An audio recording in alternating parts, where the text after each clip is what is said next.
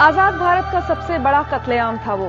4 दिन के अंदर कई हजार लोगों को बेदर्दी से मार डाला गया था। सैकड़ों परिवार पूरी तरह से खत्म हो गए, आशियाने उजड़ गए, घरों का नामो निशान तक नहीं बचा।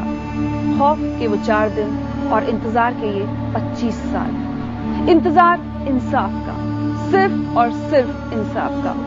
और कुछ तो बचा भी नहीं उनके पास जो 84 के दंगों का निशाना बने। क्या हुआ था 1984 में उन लोगों के साथ? कैसे बीते ये 25 साल? क्या अब भी वो खौफनाक मंजर उन्हें सताता है? हमसे बांटेंगे वो लोग जिन्होंने अपना सब कुछ गंवा दिया और शायद इंसाफ की उम्मीद थी। हर तरफ आग ही आग, सैकड़ों दंगाई और उन सब के बीच अकेले बेबस असहाय उसके पिता। निर्प्रीत ने अपनी आंखों से हैवानियत का वो रूप देखा था। बहुतों से मिन्नतें की उसने, लेकिन सुनने वाला कोई नहीं। सब उस भीड़ का हिस्सा थे जो बिना देखे बेगुनाहों का खुलेआम कत्ल कर रही थी।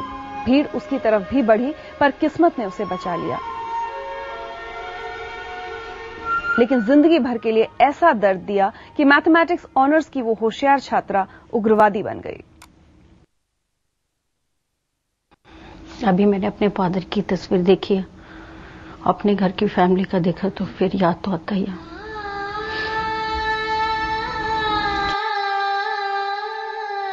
क्या हुआ था? रात को 1:30 बजे के करीब में गुरुद्वारे के ग्रंथी आए हैं। वो कहते हैं कि 2 कप चाय बना दो, रात की पुलिस आई हुई है। डेली रूटीन के हिसाब से मेरे डैडी सुबह 1:30 बजे उठ जाते थे, मम्मी डैडी। तो उनके पाठ करने के बाद वो लोग गुरुद्वारे चले गए। वहां पर उनसे पुलिस वालों से बात की कि आप लोग कैसे हैं? कहते सरदार जी हम लोग आपकी हिफाजत के लिए आए हैं, क्योंकि ये लोग गुरुद्वारे जला रहे हैं, ये दंगे कर रहे हैं कि यहाँ पर कोई हंगामा ना हो, इसलिए हम आए हैं। जब मॉर्निंग में अरदास के बाद मैं भी सुबह 5:30 बजे गई हूँ गुरुद्वारे, मैंने भी देखा वहां पर पुलिस बैठे। लेकिन उसके बाद जब भोग पड़ गया अरदास के बाद हमने देखा तो वहां पर पुलिस वाला कोई नहीं था, वो वहां से निकल चुके थे। फिर सबको हैरानी हुई कि ये बिना बताए और ये चलेंगे, ये क्या बात है? तो सब लोग अपने अपने घरों में चले गए। अभी हम घर पर आए ही हैं तो इतनी देर में हमारे गुरुद्वारे को अटैक कर दिया, गुरुद्वारे पे अटैक कर दिया। तो हम लोग मैं और मेरा सबसे छोटा भाई निर्मोलक सिंह, उस वक्त उसकी उम्र 9 साल थी। हम 3 साइड ओपन होने की वजह से हम तीसरे जो मेन गली वाले रोड से हम उधर से गेट से बाहर निकल के और हमने गुरुद्वारे से वो मार्च का सरूबा उठा के और अपने घर आ गए। मुझे ये नहीं मालूम था कि हमारी 4 दीवारी टूट चुकी है और ये लोग हमारे अंडरग्राउंड में कर चुके हैं। वहां पर मैं घिर गई। जब मुझे घिरा हुआ देखा तो मुझसे छोटा भाई है जो निर्पाल सिंह, उसने देखा, वो फटाफट बाहर निकला, उसने खिड़की से देखा और वो कृपान लेके बाहर निकल गया। तो उन्होंने फिर वो लोग काफी हंगामा कर रहे थे, उन्होंने मेरी टांग पर मार दिया था। फिर उसके बाद में उन्होंने मेरे भाई को पकड़े। फिर एकदम मेरे फादर निकल गए बाहर। उन्होंने कहा कि भाई आप मेरे बच्चों को क्यों मार रहे हो, हमारे पर क्यों अटैक कर रहे हो? हमने नहीं, अगर वो आपके देश की प्रधानमंत्री थी तो हमारे भी देश की प्रधानमंत्री थी। आपके पिता के साथ उस दिन क्या हुआ? सबसे पहले जब मेरे डैडी को लगाया आग तो बांधा नहीं था और ऐसे ही वो चिड़क के वो आग लगा गए।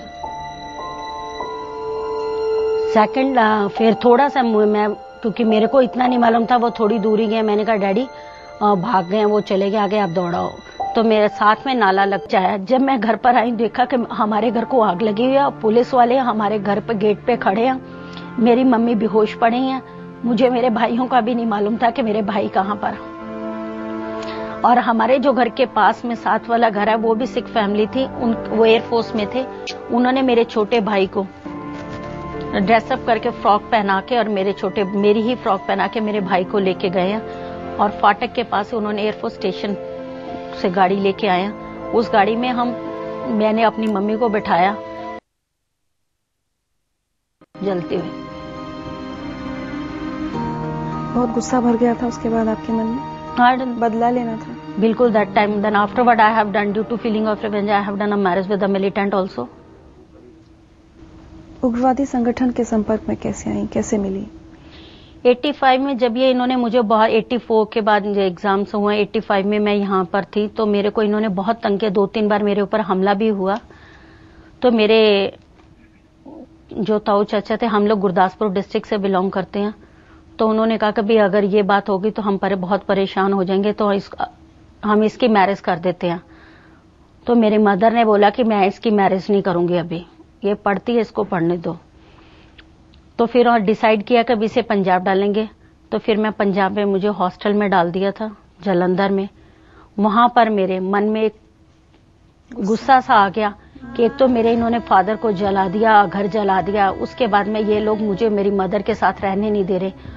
और मैं जब भी देखती थी तो मेरे मदर बहुत रोते थे।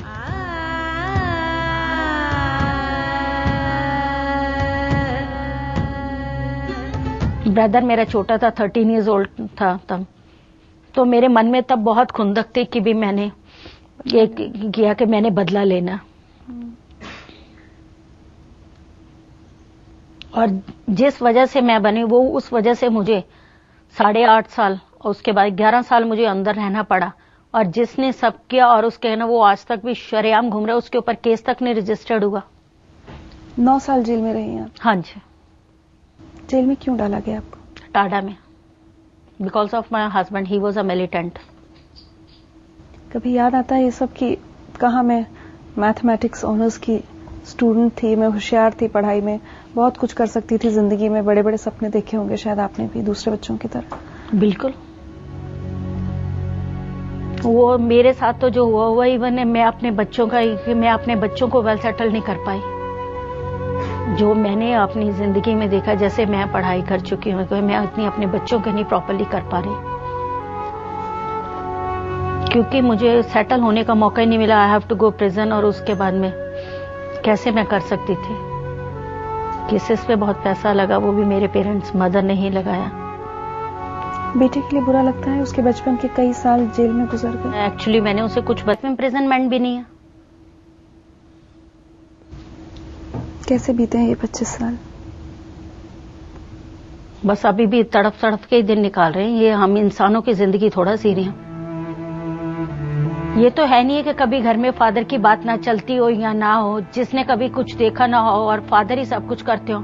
इवन मैं तो स्कूल जाती थी, कॉलेज जाती थी, मैं अपनी गाड़ी में जाती थी, अपनी गाड़ी में आती थी। हमने तो कभी कहीं देखा भी नहीं था ना, कभी शॉपिंग करने गए ना कुछ, फादर के साथ। और मेरा तो अपने फादर के साथ बहुत ही अटैचमेंट था। एक दिन भी अपने फादर से अलग नहीं हुई थी।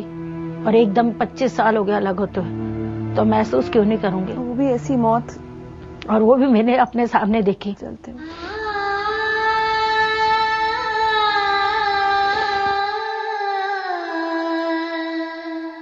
क्या चाहती है आप? मैं तो जस्टिस चाहती हूँ। मैं तो यही चाहती हूँ, जैसे मेरे फादर को मारा किया, कम से कम उनको सजाई। अगर ये लोग नहीं ऐसे मौत दे सकते, मेरे हिसाब से तो उनको ऐसे ही मौत देनी चाहिए, जैसे मेरे फादर को मारा ऐसे ही मारे। या जैसे इन्होंने 3 दिन दिए हम लोगों को जलाने के लिए, मुझे 3 घंटे ही दे दें और सामने वो पेश कर दे मेरे, मैं 3 घंटे में उनका वो हाल बना दूं जो इन्होंने मेरा 3 दिन में हाल बनाया।